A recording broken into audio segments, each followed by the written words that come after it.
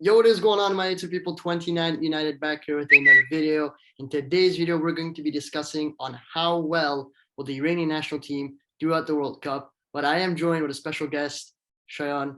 How you doing, my friend? I am doing great. First and foremost, thank you so much for having me on. And I am excited to talk all things about the Iranian national team today. You guys have seen the Germany video and the Canada video where I discussed how well will those respective national teams do at the World Cup. And it's time for the big one here, the Iranian national team. The way this video works is there's two chapters. We're going to first talk about the qualification and the friendlies and all that stuff on how the national team has been performing before the World Cup. And the other chapter is going to be about the players themselves. But a little exception for the Iranian national team since they've just re-signed Carlos Queiroz as their new manager. We're also going to talk a little bit about him. Yeah, I mean, in regards to qualification, we were kind of dug in a hole in the second round with the things that happened with Mark Wilmot, but we don't really need to touch upon it because that's really far in the past. And so then came in Dragan Skocic. He did his thing, didn't lose a single game, a lot of 1-0 wins for the national team, and we were qualified. And then kind of came our two telling tests in our group, which was against South Korea, which the first go around ended in a draw, which I think was a spirited performance from the Iranian national team after they did go down 1-0. They only ended up drawing, but we're so close to winning that game. But I think a draw, all things considered, was totally fine. I think both teams would take that. Then came the second match in Korea, where it didn't matter for either team at this point. It was just for placement for first place or second place. And Iran looked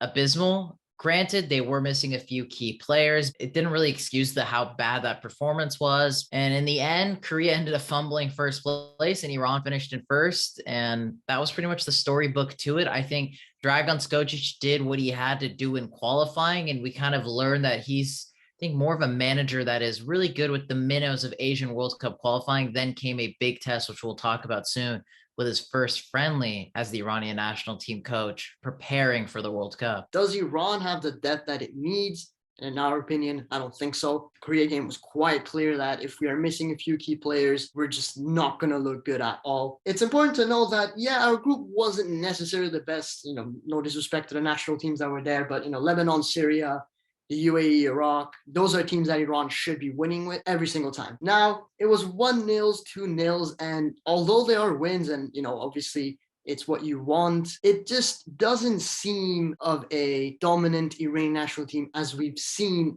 in the past few years with Carlos Queiroz, for example. Leading into this World Cup, people are going to see these results and say to themselves, well, 1-0 against UAE isn't that impressive. Another point I want to bring out is, yes, in some of those games we've won, but we've played abysmal in them. I'll give the Lebanon game as an example where we were losing 1-0 all the way up until the 90th minute, which we somehow scored 2 goals. To be honest, I don't even know what happened in that game. So another part of the qualification part, as you can say, is the lack of friendlies, lack of preparation. The Iranian Football Federation, sorry for my language, was a total shit show in the past few months. There's been a lot of stuff going on with friendlies getting canceled. I think the biggest one is a friendly that everyone has heard about was the friendly against Canada, where Sean and I were actually supposed to meet, and unfortunately, it didn't happen. But listen, it's really abysmal. All the things that were going on, it felt like the whole world was against us. It's unfortunately going to play a huge part in our World Cup campaign because all these teams have played friendlies, the US, England, etc., but we haven't. We had no friendlies but one, and it was against Algeria. The Algeria game was kind of the tipping point in all of the drama that was going on with the Iranian national team in the first round of preparations for the World Cup, where obviously, as Arya talked about how we were supposed to play Canada. That game got canceled, which was more of the televised game in regards to it being canceled and what were the repercussions to it, because it was a game where it was going to be a sold out crowd at BC Place. I mean, Vancouver Whitecaps rarely ever do that. And a lot of Iranians were coming down for that game, and then led to a domino effect of where Iran also had a friendly secured with Ecuador because they were also going to be in Canada as well. So Iran were set for 2 really good friendlies against Canada and Vancouver, and then Ecuador and Toronto, really hitting 2 motherlands of Iranian people that live in those 2 cities in that country in Canada. And both of those ended up being domino effects of both of them being canceled. Then last minute, we pulled together a friendly against Algeria, which They didn't bring their first team players because, as I said, it was very last minute. So they just brought in some players they wanted to experiment with, see within the team who they maybe wanted to play for the future, because it didn't mean anything for Algeria, that friendly, because they're not in the World Cup. And they won. They beat Iran. Iran played their first team. Granted, a lot of the players, some Iranians would say, shouldn't have even been starting for that team. But at the time, those were Skocic's number one men. And we lost. I wouldn't say in comfortable fashion. I think a lot of the mistakes and the goals that were led for Iran that they conceded were thanks to our own mistakes. But nevertheless, we're going to move on to the second chapter here, and we're going to talk about the players. But before we do, we're going to talk about the coach himself, Carlos Queiroz. There's not really anything to say because it's not like he's a new coach. People know who he is. I think it's a sign that the Iranian national team might actually, despite everything that's been happening these past few months, despite the friendlies being canceled, despite the federation not being competent, essentially. At the point where Dragan Skocic lost the dressing room, which was pretty much during that first round of friendlies for World Cup qualification, the first batch, he lost the dressing room. Yeah, you could say it was because of external factors, but he had his own cards in his own hands. And at that point, when you lose the dressing room, there's no coming back. And with such short notice on trying to make a change for the national team, you have to bring in someone that's very familiar with the team. Luckily enough for Iran, Carlos Queiroz was available. If Iran want to be successful in this World Cup, they're going to have to go balls to the wall and bring back Carlos Queiroz, because that's the only guy that knows the tactics of this team. He's familiar with this team on such short notice. It has to be him. This is the perfect man to take charge of this team before the World Cup. Let's move on to the players now. And I think the biggest debate that has always been for the Iranian national team in recent years is who's going to start at the World Cup? Is it going to be Alireza Beranvan? Is it going to be Amir Abedzadeh? Which one? I don't really mind, because from what I've seen from Abedzadeh is that he's really, really good. Don't get me wrong, but I'll give the Algeria game as an example.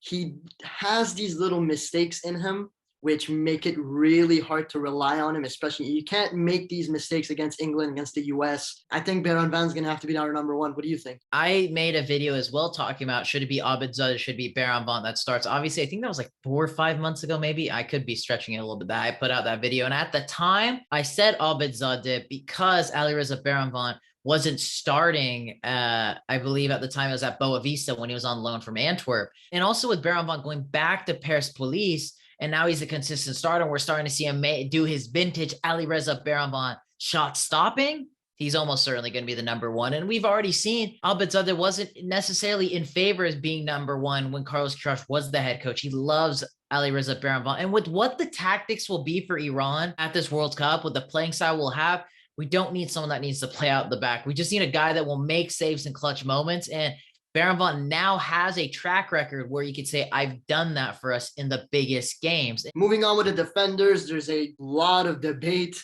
with who should start and who shouldn't start. Obviously, with Queiroz coming in, there's a few players that are probably not even going to start. I'll give one of them as an example, Shoja Khalilzadeh, which was a favorite under Skocic, but Carlos Queiroz never really liked him. Now, I've seen rumors and news. Now, I'm not 100% sure on this, so don't quote me on that.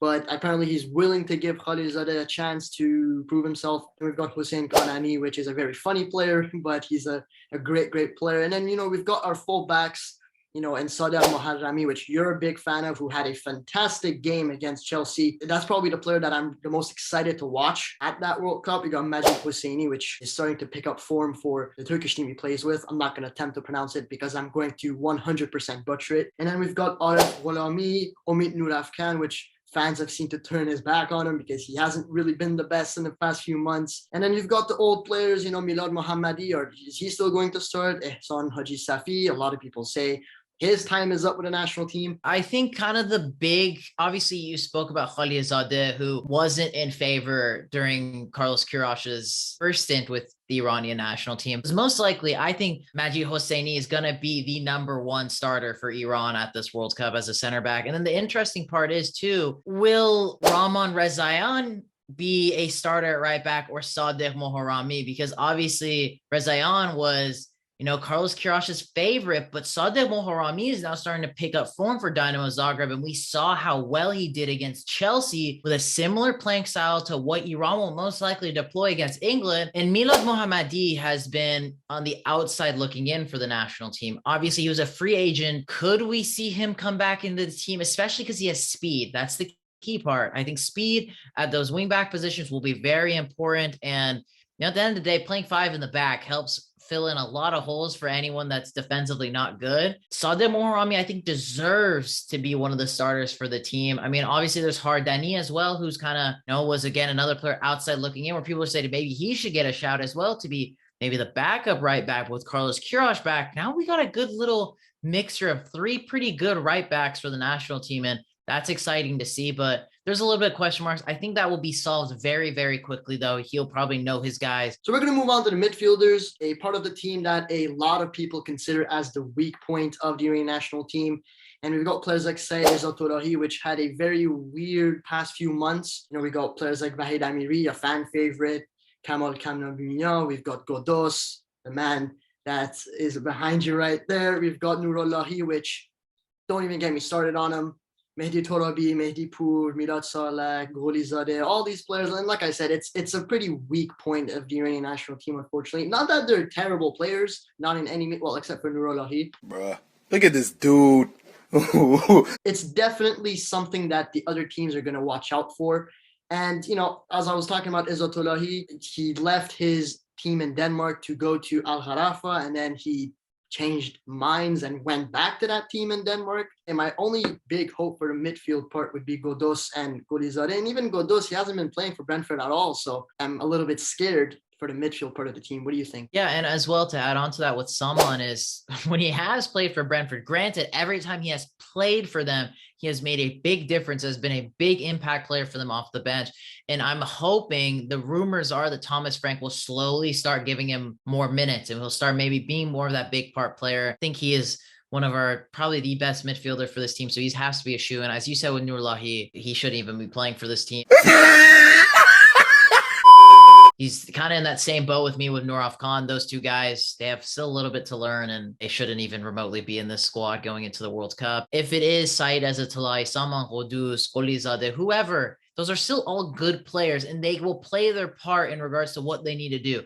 Transition the ball from midfield, from defense to midfield to offense. Can they handle constantly going back and forth from offense to defense? Moving on now to the forwards, the strongest point easily for the Iranian national team. We've got a few players here in Karim Ansarifard, who recently signed for Ammonia Nicosia, which is a team that will be playing Manchester United in the Europa League. And then obviously Sardar Azmoun, which there's a lot of questions to be asked about this man currently. Alireza Jahanbakhsh, Taremi, Aliya Saeed Manesh, and I would say as well another one that we should be talking about, Amir Hossein Zadeh. I'm going to go first. I mean, listen, Ansarifard is a player that I feel like is just going to come out of the bench and, give us that experience and all that stuff, standard stuff, right? We don't really need to talk about him. We all know who he is, what he does. And then Sardar Azmoun, oh man, listen, I'm the biggest Bundesliga fan out there. Although Leverkusen have been atrocious, Azmoun he hasn't been good, man. It has to be said. He hasn't been that great. And it worries me, to be honest. It really does worry me. Is that form going to move on to the national team? For Jahanbakhsh, he's actually been really, really good. I tweeted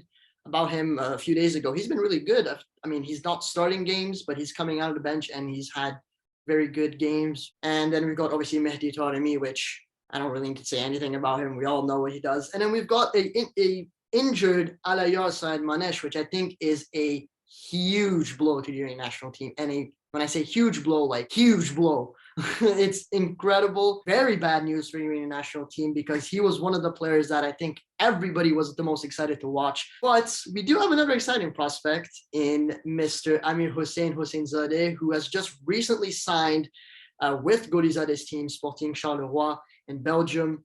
And granted, he's played only 3 games for the Iranian national team. Can he be the next big star for us? When talking about the forwards, obviously you touched upon Sardar Azmoun with, things haven't been going well with Bayern Leverkusen, especially they just, deadline day, got a loan deal for Callum Hudson-Odoi, which you wouldn't think would be an issue for Azmoun, but since Azmoun plays like attacking mid, basically just doesn't play striker, but plays in all the other offensive positions, Callum Hudson-Odoi is now who he's competing with in that position. And I think Azmoun will come good when it comes to the World Cup. I wouldn't be too worried about it. I just would like him to get more minutes because what is he supposed to do when he comes on for 5 minutes in a game? And, with Saeed Manesh, I think we just have to bin off he's not going to play. And obviously it's a big bummer. I'm a big fan of his as well. One guy, though, that I think can fill in that role is Ali Pour, who just signed in Liga NOS for Gil Vicente, where he did score on their opening day. He hasn't scored since, but he is someone who on the outside shot in, I think should possibly be that third or fourth string option for Carlos Queiroz, because I'm going to say Ali Alpour should maybe be that guy to take up that Said Manesh role if he can keep up form in Liga NOS. That brings us to the end of the video. If you guys have enjoyed today's video, make sure to smash that like button. Are we going to set a like goal, Shine? You want to set up a like goal? Yes. For today's video, let's hit a like target of 50 likes for today's video. If you've heard that quote before, if you know, you know. If you don't be a square, be a triangle. What? So yeah, subscribe to the channel if you guys haven't already. I'm very, very close to 3,000 subscribers. Join my Discord, follow my Twitter, Instagram, TikTok. Make sure to follow my boy Cheyenne's social media. All of those links will be down in the description. Click that, follow that, and I'll see you guys in the next one. Damn, I'm on red alert. How she went up in the dirt, man. I don't wanna hurt.